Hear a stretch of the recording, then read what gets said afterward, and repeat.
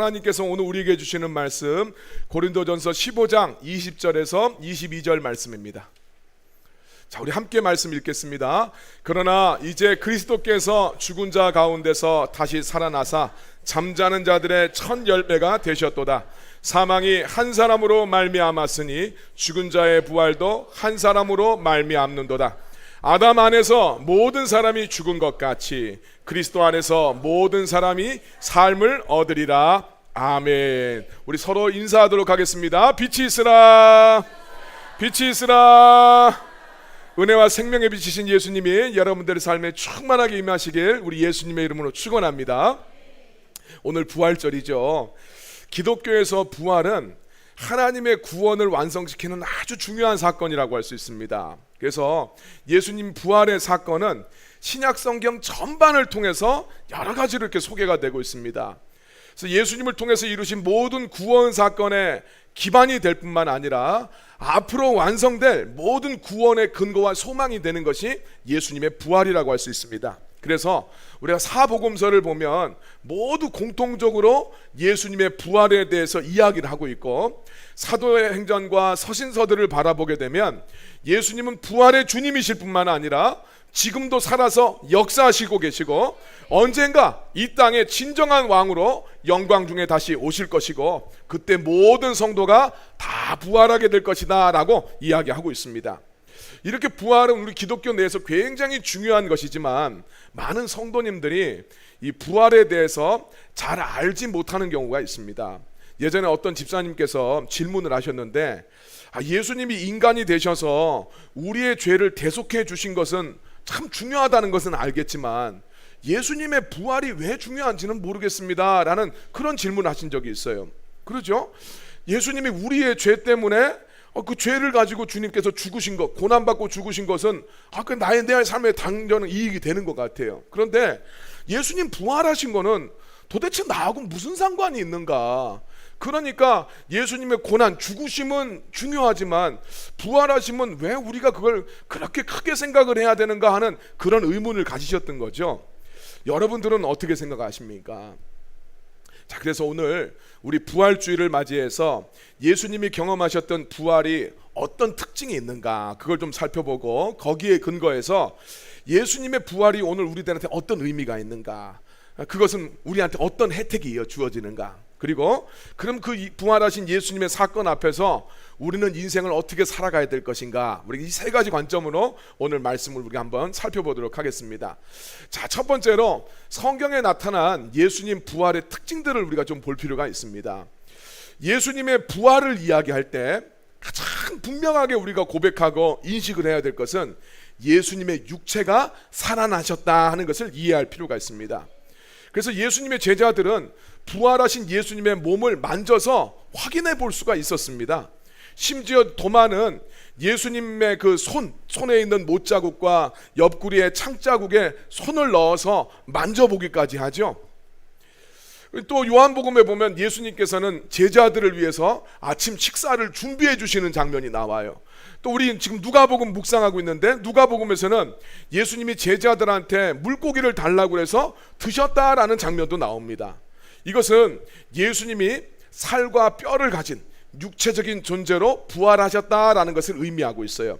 자, 누가복음 24장 39절 말씀 같이 한번 읽겠습니다. 내 손과 발을 보고 나인 줄 알라. 또 나를 만져보라.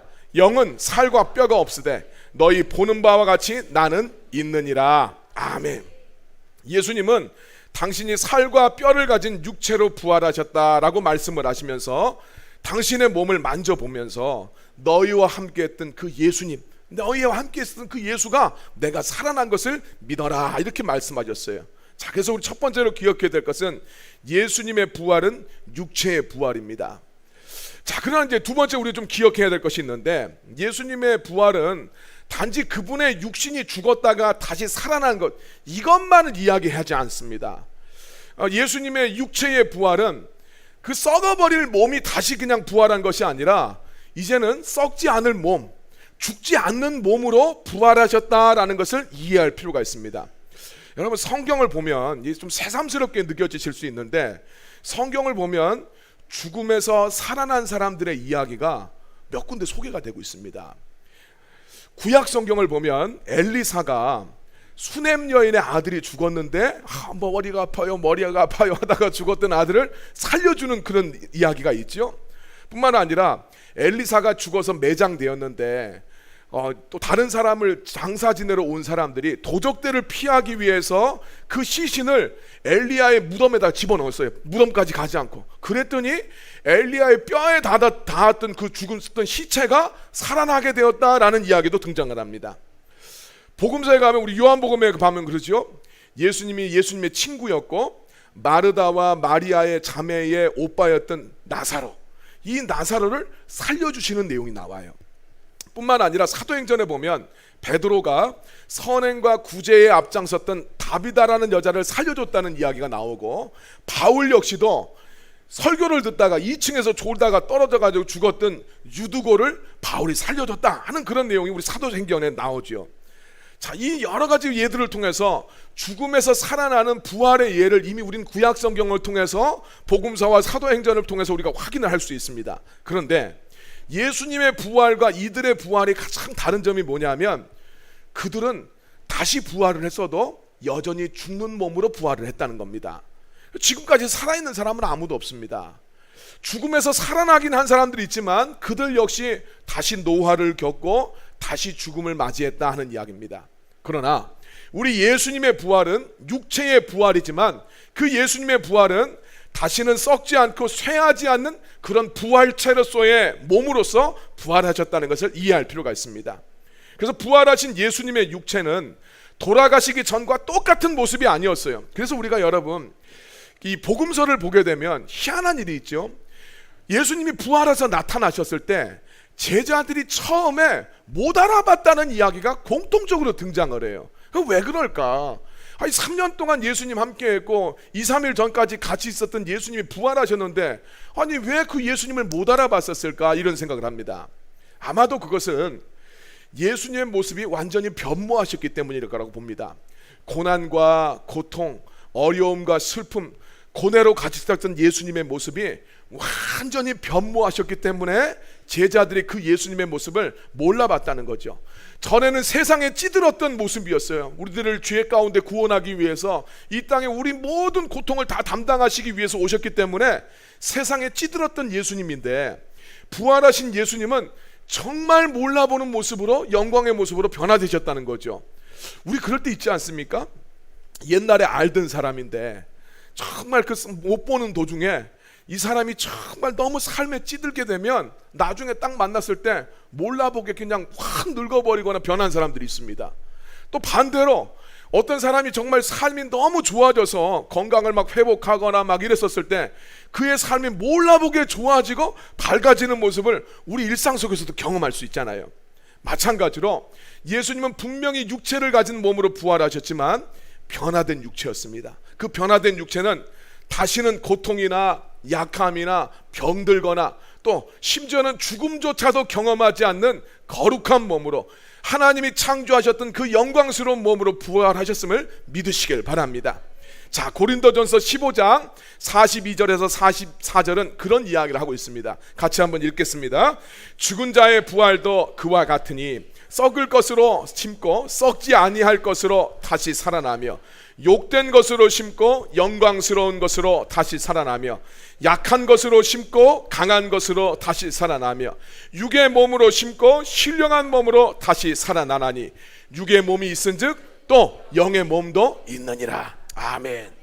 썩을 몸이 썩지 않을 몸으로 변화되셨고, 욕된 것이 영광스러운 것으로, 약했던 것이 강한 것으로, 육신의 것이 신령한 것으로 다시 살아나시게 된 것이 예수님의 부활의 모습이다, 이렇게 설명을 하고 있습니다.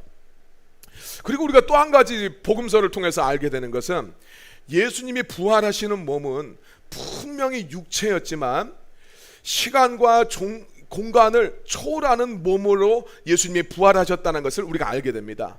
우리 그래서 예수님을 보면 부활하신 예수님은 분명히 육체를 가지셨고 만져보라고 하시고 확인도 시켜주시는데 그 몸이 순간적으로 나타났다거나 또 순간적으로 사라지는 모습을 우리가 성경을 통해서 보게 됩니다.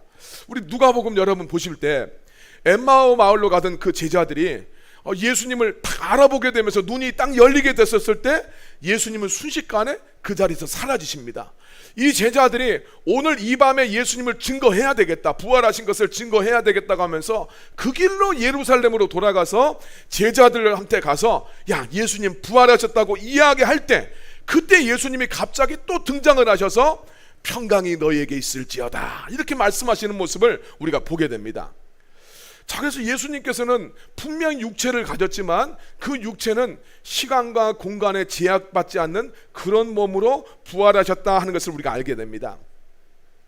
자, 그래서 예수님의 부활의 몸은 분명히 만질 수 있고 또 먹을 수도 있고 썩지 않고 죽지 않는 몸으로 부활하셨지만 우리가 생각하는 물질적인 모습이 아니라 우리가 다 알 수 없는, 아직은 다 알 수 없는 신비한 몸으로 부활하셨다 하는 것을 우리가 알게 됩니다. 자, 이것을 통해서 성경에서 육체의 부활을 굉장히 강조를 하고 있습니다. 영의 부활만 이야기하는 거, 육신의 부활을 이야기하는데 그걸 강조하는 이유는 예수님의 육체의 부활을 통해서 하나님이 창조하셨던 피조 세계가 하나님이 지으신 가장 좋은 상태로 마지막에 회복된다 하는 것을 우리한테 알려줘요. 하나님 창조하셨던 세계는 그냥 끝나서 사라지는 것이 아니라 마지막에는 새 하늘과 새 땅이 되는 거예요. 새로운 몸으로 완전히 회복이 됩니다. 로마서에서는 죄로 인해서 인간만 타락한 것이 아니라 온 우주 만물도 다 타락하고 퇴화돼서 온 우주 만물이 하나님의 아들들이 회복되기를 기다리고 있다라고 로마서 1장에서 이야기하잖아요. 그래서 이 말씀들을 통해서 이야기하는 것은 사람만 타락한 것이 아니라 온 우주 만물들이 죄 때문에 다 영광을 잃어버리고 쇠퇴하게 돼버립니다. 그러나 예수님이 다시 오실 때 모든 창조 세계가 다 회복되는데 그것은 천지를 창조하신 하나님께서 창조하신 것을 바라면서 보시기에 심히 좋았다 이렇게 하셨던 그 탁월한 모습으로 회복되는 것을 믿으시길 바랍니다. 자, 우리는 지금까지 예수님의 부활이 어떤 특징이 있는지 어떤 모습이 있는지를 우리가 이제 살펴봤습니다. 자, 이제는 예수님의 부활이 우리에게 어떤 혜택을 주는지 신학적으로 어떤 의미가 있는지를 좀 살펴보도록 하겠습니다. 자, 예수님의 부활은 우리에게 어떤 혜택을 주는가? 첫 번째, 예수님의 부활로 우리가 하나님의 자녀로 보장받게 됩니다. 이것이 참 중요합니다. 자, 예수님의 부활은 하나님이 예수님의 구원 사역을 인정하셨다라는 증거가 됩니다. 예수님은 죄가 없이 하나님의 뜻을 이루시기 위해서 십자가에서 고난받고 죽으셨는데 하나님은 예수님을 죽음에서 다시 살리심으로 예수님의 행하신 모든 일들이 야, 이게 옳은 일이다, 이것이 의로운 일이다 라고 인정하셨다는 거예요. 자, 그것을 통해서 오늘 우리의 모든 인류의 죄값도 사라지게 되었다라고 성경에서 이야기합니다. 자, 로마서 4장 25절 말씀 같이 한번 읽겠습니다. 예수는 우리가 범죄한 것 때문에 내줌이 되고 또한 우리를 의롭다 하시기 위하여 살아나셨느니라. 아멘. 예수님은 우리의 죄 때문에 죽으셨을 뿐만 아니라 예수님의 부활의 의미가 뭡니까? 우리를 의롭다 하시기 위해서 부활하셨다 이렇게 말씀하고 있어요. 자, 하나님은 예수님을 죽음에서 살리셔서 예수님의 고난과 죽음을 통해서 인류의 죄가 완전히 탕감받았다라는 것을 인정하셨습니다. 이로써 우리는 우리가 받아야 했던 죄의 형벌 이것 또한 싹 탕감이 되어서 완전한 속죄를 받게 되었습니다. 이것이 바울이 예수님은 우리를 의롭다 하시기 위해서 부활하셨다라고 말한 참된 뜻입니다. 자, 근데 우리는 여기서 우리가 이제 한번 생각해 봐야 될 건 이거예요. 왜 예수님이 행하신 일이 하나님 앞에서 의롭다고 인정받은 것은 알겠는데 왜 우리까지 함께 하나님 앞에 의롭다고 인정을 받게 되는가? 이런 질문을 할 수 있잖아요. 물론 이제 예수님이 우리 죄를 사해 주셨으니까 그렇다라고 말할 수는 있겠지만 예수님이 행하신 일로 그분 그 행하신 구원 사역을 하나님이 옳다 인정하셨다는 것은 알겠는데 왜 그것 때문에 나까지 우리까지 의롭다고 인정을 받게 되는가? 자, 여기에는 중요한 기독교의 신앙 원리가 작동이 됩니다. 바로 우리가 세례를 받음으로써 예수님과 한 몸으로 연합한 존재가 되기 때문에 예수님의 의로움이 나의 의로움이 된 것을 믿으시길 바랍니다. 참 이게 중요한 거예요. 우리가 세례를 받을 때 나의 옛사람은 죽고 이제 예수님이 내 안에 들어오셔서 나는 예수님과 연합하여 사는 존재가 되었다고 고백하면서 예수님을 영접하는 게 세례 아닙니까? 우리 성경에서 이야기합니다. 사람은 마음으로 믿어 의에 이르고 입으로 시인하여 구원에 이른다라고 했어요. 우리가 세례를 받을 때 행한 진실된 고백 속에 우리는 예수님과 한 몸이 됩니다. 그래서 예수님의 부활이 나의 부활이 됩니다. 예수님의 의로움이 나의 의로움이 됩니다. 예수의 생명이 여러분의 생명이 되었음을 믿으시길 바랍니다. 그래서 여러분, 신앙 고백이 굉장히 중요해요. 항상 여러분 주님 앞에서 신앙의 고백을 의식하면서 살아가기를 예수님의 이름으로 축원합니다. 두 번째, 예수님의 부활은 우리로 하여금 거듭난 존재로 우리를 살게 만들어 주십니다. 자, 예수님이 부활하셨기 때문에 우리가 거듭난 존재로서 하나님의 뜻 가운데 살아갈 수 있다는 거예요. 자, 그래서 우리 앞에서 예수님의 부활은 육체의 부활이라고 이야기했습니다. 근데 육체의 부활이 있으면 영의 부활도 함께 이루어지는 것을 우리가 생각을 해야 됩니다. 자, 우리 창세기를 보면 인간이 죄를 짓게 되므로 인간의 삶에 죽음이 찾아왔다, 그렇게 이야기해요. 죄의 싹은 사망인 거죠.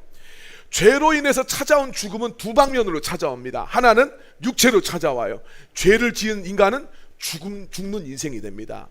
그리고 영적으로 이 죽음이 찾아옵니다. 영적인 죽음은 뭐냐? 하나님과의 관계가 끊어지는 거예요. 하나님은 생명이잖아요. 생명이신 하나님하고 끊어지면 그는 잠시 살아있을지 몰라, 살아있는 것처럼 보여도 결국은 죽은 인생인 거죠.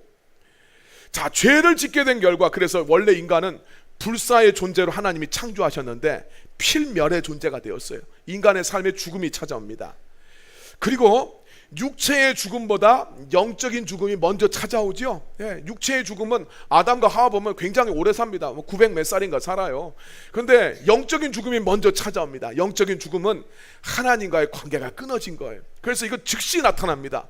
하나님이 찾으시는데 아담과 하와가 숨어요. 예, 그리고 에덴 동산에서 쫓겨나게 되는 거죠. 그런데 예수님의 육체가 부활하심으로 우리를 향한 죄의 권세가 끊어졌다는 것을 의미했어요. 죄의 권세가 끊어지었으니까 오늘 우리의 육체의 부활도 나타나고 영의 부활도 나타나는데, 아까 전에 죄 때문에 영의 죽음이 먼저 나타났듯이 예수님, 우리 죄의 권세가 끊어지니까 우리의 영의 부활이 먼저 나타나게 됩니다. 자, 인간이 타락한 이후에 가장 문제가 되는 것은 죄의 권세가 인간을 지배하게 되는 거예요. 그래서 육체적으로는 죄의 권세 때문에 원래 죽지 않아도 되는 인간이 다 늙게 되고 질병에 걸리고 죽을 수밖에 없는 존재가 됩니다. 영적으로는 이 죄의 권세 때문에 우리가 하나님의 뜻을 알아도 순종할 수가 없는 그런 존재가 되는 거예요. 사실은 하나님의 뜻도 알 수가 없고 하나님의 뜻을 알아도 순종할 수 없는 존재가 돼버린 것은 죄의 권세 때문입니다. 그래서 이것을 우리가 전적 타락, 이렇게 이야기하죠. 그래서 인간은 비록 하나님을 믿고 마음으로 선을 행하고 싶어도 오직 죄밖에 지을 수가 없는 이런 존재가 되어버렸어요. 그러나 예수님의 부활하심으로 말미암아 죄의 권세가 끊어졌기 때문에 예수님의 그 영적인 생명력이 우리 안에 들어옵니다. 그래서 인간은 예수님 안에서, 오직 예수님 안에서 하나님의 뜻을 깨닫고 예수님 안에서 하나님 앞에 순종하면서 살아갈 수 있는 길이 열리게 되었음을 믿으시길 바랍니다. 자, 에베소서 1장 19절 20절 이 이야기를 합니다. 같이 한번 읽어보겠습니다. 그의 힘의 위력으로 역사하심을 따라 믿는 우리에게 베푸신 능력의 지극히 크심이 어떠함을 너희로 알게 하시기를 구하노라. 그의 능력이 그리스도 안에서 역사하사 죽은 자들 가운데서 다시 살리시고 하늘에서 자기의 오른편에 앉히사. 아멘. 사실 에베소서 1장의 이 구절은 굉장히 만연체로 쓰여져 있어서 문장이 구분이 잘 안 됩니다. 이 내용은 이겁니다. 바울은 그리스도를 죽은 자 가운데서 살아나게 하신 하나님의 능력이 우리 안에서 역사하시는 능력과 같은 거다, 그 이야기를 하고 있어요. 예수님을 죽음에서 살리신 하나님의 능력이 오늘 우리의 심령 가운데 동일하게 역사하고 있다. 그러니까 이게 뭘 말하느냐? 예수님의 부활로 말미암아 우리 안에서 하나님의 능력이 이제 작동되기 시작했기 때문에 우리의 영이 깨어나서, 전에는 하나님의 뜻을 알 수도 없고 순종할 수도 없었는데 그 주님의 영이 우리 안에 작동함으로 말미암아 하나님의 뜻을 깨닫고 순종할 수 있는 존재로 우리가 변화되었다라는 것을 이야기하고 있어요. 자, 이것이 부활의 능력입니다. 예수님이 부활하심으로 말미암아 우리는 거듭난 존재로 살아갈 수 있는 존재가 되었어요. 내가 그것을 깨닫거나 깨닫지 못하는 것과 상관없이 우리들의 존재는 예수님 덕분에 바뀌었음을 믿으시길 바랍니다. 자, 그래서 로마서 6장 14절 말씀 이렇게 이야기합니다. 죄가 너희를 주장하지 못하리니, 전에는 죄에 끌려다닐 수밖에 없었지만 이제는 죄가 너희를 주장하지 못하리니 이는 너희가 율법 아래 있지 아니하고 은혜 아래 있기 때문이라. 할렐루야. 그렇습니다. 우리는 죄에 굴복하기만 하는 것이 아니라 은혜의 백성으로서 죄와 싸워 승리할 수 있는 존재가 됩니다. 비록 우리가 이 땅에서 살 때는 완전하진 않아요. 육체를 가졌기 때문에 완전하진 않지만 그럼에도 불구하고 부활의 능력이 우리 가운데 함께 하셔서 죄와 싸워 나갈 수 있는 힘을 공급해 줌을 믿으시길 바랍니다. 세 번째로 부활은 우리한테 또 하나의 혜택을 줍니다. 이건 뭐냐면 우리도 예수님처럼 완전한 부활의 육신을 받게 될 것을 의미해 주고 있습니다. 자, 앞에서 죄의 싹은 사망이기 때문에, 죽음이기 때문에 죄를 지었을 때 인간의 삶에는 죽음이 찾아온다고 했어요. 그래서 우리 아까 그랬죠? 죄 때문에 인간 삶에 육체적인 죽음과 영적인 죽음이 찾아왔습니다.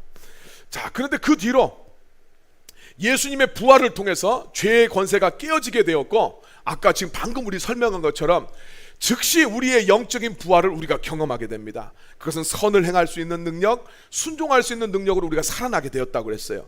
이와 더불어 우리의 육체의 부활도 약속받았습니다. 자, 우리는 예수님과 똑같은 모습으로 육체의 부활도 보장받게 되었다는 것이죠. 다만 이것은 지금 당장 이루어지는 것이 아니라 예수님이 이 땅에 재림하실 때 예수님처럼 우리도 영광의 몸으로, 거룩한 몸으로 다시 살아나게 될 줄로 믿습니다. 자, 그래서 우리 성경에서는 예수님의 부활을 첫 열매라고 이야기하고 있어요. 우리가 경험하게 될 모든 부활의 첫 열매가 예수님이다, 그렇게 이야기하죠. 고린도전서 15장 20절 말씀 같이 한번 말씀 읽겠습니다. 그러나 이제 그리스도께서 죽은 자 가운데서 다시 살아나사 잠자는 자들의 첫 열매가 되셨도다. 아멘. 첫 열매라는 것은 앞으로 맺어질 모든 열매들도 그 열매와 똑같을 것이라는 뜻입니다. 그러니까 예수님이 부활의 몸으로, 거룩한 몸으로, 완전한 몸으로 부활하셨는데 그것은 우리의 프로토타입이에요. 네, 우리의 그냥 모델입니다. 그래서 우리 아까 전에 설명했던 예수님 그 부활의 특징이 장차 우리의 모습이 된다는 거예요. 모든 성도들은 그 예수님과 똑같은 그런 몸으로서 우리가 부활하게 될 것을 성경에서는 이야기하고 있어요. 자, 부활하신 예수님의 몸에는 이 손과 발에는 못자국이 있었고 옆구리에는 창자국이 있었죠. 예수님의 상처는 십자가 고난으로 인해서 생긴 것으로 예수님의 제자들, 오늘 우리를 위해서 고난받아 죽으셨던 사실을 제자들한테 깨닫게 하시기 위해서 이 상처들을 남겨두신 거예요. 아마도 승천하신 예수님의 모든 몸의 상처와 흉터들은 다 치유되었을 것이라고 보고 있습니다. 따라서 오늘 우리의 몸도 어떤 흉터나 어떤 상처나 어떤 장애도 없을 것이고, 하나님이 창조하셨던 그 모습 그대로 하나님이 보시기에 힘이 좋으셨다고 했던 그 몸으로, 그 완전한 몸으로 또 최고의 컨디션으로 주님 앞에 서게 될 것을 믿으시길 바랍니다. 자, 그러면 오늘 이제 말씀 우리 마무리 지어야죠. 우리 어떻게 살아야 되는가? 예수님의 부활의 모습이 어떤 모습이었는지, 그리고 그 부활이 우리한테 어떤 혜택을 주는지 우리 살펴봤는데, 그럼 우리 어떻게 살아가야 될 것인가? 세 가지로 이야기합니다. 첫 번째, 주님의 일에 힘쓰는 자가 되시길 바랍니다. 고린도전서 15장 58절 말씀 우리 함께 말씀 읽겠습니다. 그러므로 내 사랑하는 형제들아, 견실하며 흔들리지 말고 항상 주의 일에 더욱 힘쓰는 자들이 되라.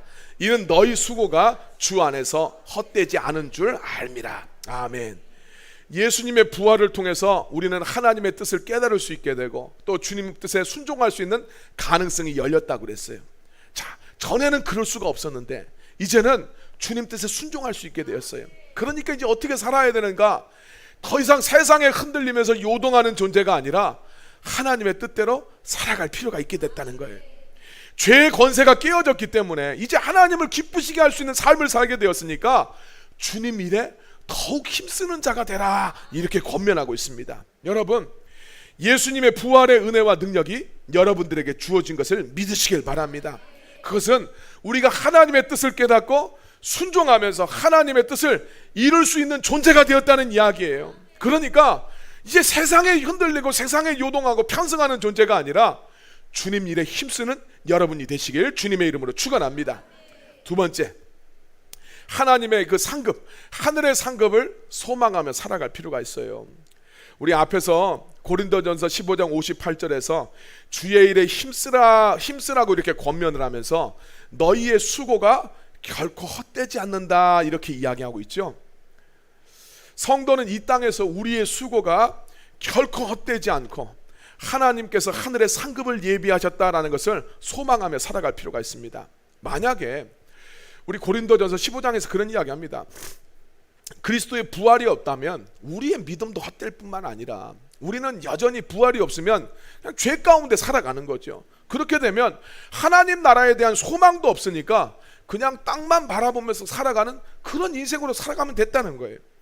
그러나 예수님이 부활하셨기 때문에 우리는 천국의 소망을 갖게 되었고 주님이 기뻐하시는 일을 할 수 있게 되었기 때문에 이제 하늘의 상급을 기대하며 살 수 있게 되었다라고 이야기합니다. 예수님의 부활이 없다면 천국에 가지 못하니까 우리가 무슨 상급을 기대하겠습니까? 그러나 이제 예수님을 통해서 천국의 길이 열렸고 그 나라에서 하나님께서 주시는 상급을 받을 수 있는 존재가 되었으니까 이제 그것을 기대하며 살아갈 필요가 있다는 거예요. 저는 학교 졸업한 다음에 무슨 상을 받아본 적이 없습니다. 학교 다닐 때는 상 받아본 적이 있는데 졸업하니까 누가 상 주시는 분들이 없어요. 교회에서 받았던 상들을 옛날에 생각을 해보면 연필 주고 공책 주고 그랬어요. 근데 여러분 보니까 제가 여기 와서 알았어요. 회사 다니면서 받는 상은 짭짤하더라고요. 예. 회사에서 줄 때도 저는 종이만 주는 줄 알았는데 그렇지 않더라고. 뭔가 짭짤한 게 있어요. 하물며 천국에서의 받을 상은 어떠하시겠습니까? 천국에서의 상은 어떠겠습니까? 기대하십시오. 골로새서 3장 1절에서 4절 말씀 우리 같이 한번 읽겠습니다. 그러므로 너희가 그리스도와 함께 다시 살리심을 받았으면 위의 것을 찾으라. 거기는 그리스도께서 하나님 우편에 앉아 계시느니라. 위의 것을 생각하고 땅의 것을 생각하지 말라. 이는 너희가 죽었고 너희 생명이 그리스도와 함께 하나님 안에 감추어졌습니다. 우리 생명이신 그리스도께서 나타나실 그때에 너희도 그와 함께 영광 중에 나타나리라. 할렐루야. 너희가 그리스도와 함께 이미 살리심을 받았다. 부활의 영광에 참여하게 되었다. 위의 것을 찾으라고 말씀하고 있어요. 하늘 상급 소망하시며 살아가시길 바랍니다. 세 번째로 죄와 싸워야 되겠죠. 죄와 싸우는 성도가 돼야 됩니다. 예수님의 부활과 함께 죄의 권세에서 자유케 되었다고 그랬어요. 전에는 죄를 지을 수밖에 없고 사탄의 유혹에 패할 수밖에 없는 존재였는데 이제는 승리할 수 있는 길이 열렸습니다. 비록 우리는 주님이 오실 때까지 절대 완전해질 수 없는 존재라는 것, 이건 부정할 수가 없는 사실이에요. 그러나 예수님을 살리신 이의 능력이 우리와 함께하기 때문에 또 성령이 우리 안에 역사하시기 때문에 우리는 죄의 저주와 맞서 승리할 수 있음도 믿으시길 바랍니다. 사람으로는 할 수 없지만 하나님은 하실 수 있습니다. 로마서 6장 13절 14절 말씀 같이 한번 읽겠습니다. 또한 너희 지체를 불의의 무기로 죄에게 내주지 말고 오직 너희 자신을 죽은 자 가운데서 다시 살아난 자 같이 하나님께 드리며 너희 지체를 의의 무기로 하나님께 드리라. 죄가 너희를 주장하지 못하리니 이는 너희가 법 아래 있지 아니하고 은혜 아래에 있음이라. 아멘. 부활의 능력이 우리의 삶 속에 존재하는 죄의 능력을 압도하기 때문에 더 이상 죄를 짓지 말고 너희 삶을 하나님의 의의 무기로 떼어드리고 너희 자신을 주님 앞에 내어드리라고 이야기합니다. 우리 힘으로는 안 되는데 성령님이 우리와 함께 하세요. 우리의 연약함을 솔직하게 고백하고 성령님의 도우심을 간구하면 주님께서 도와주실 줄로 믿습니다. 죄의 권세와 싸워 승리하는 여러분이 되시길 우리 예수님의 이름으로 축원합니다.